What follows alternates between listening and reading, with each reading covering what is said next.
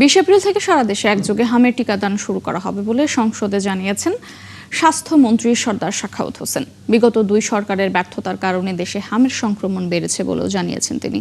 সারা দেশে সরবরাহের জন্য প্রয়োজনীয় টিকা সংগ্রহ করা হয়েছে বলেও জানান তিনি।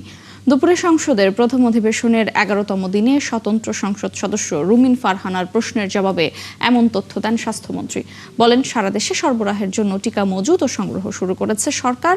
এর জন্য ইতিমধ্যেই 604 কোটি টাকা বরাদ্দ হয়েছে। বিগত 2 সরকারের ব্যর্থতার জন্যই হামের সংক্রমণ শুরু হয়েছে বলেও দাবি করেন স্বাস্থ্যমন্ত্রী। হামের সংক্রমণের বিষয়ে অযথা আতঙ্ক না ছড়ানোর জন্য সকলের প্রতি আহ্বান জানান মন্ত্রী।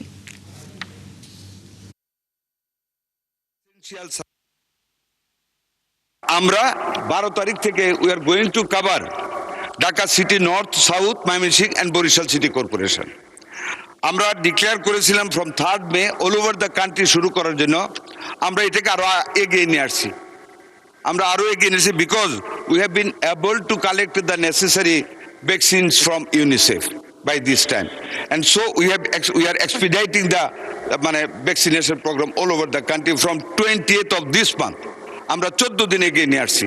from 3rd মে থেকে আমরা এটা আগামী 20 তারিখ থেকে ইনশাআল্লাহ শুরু করব।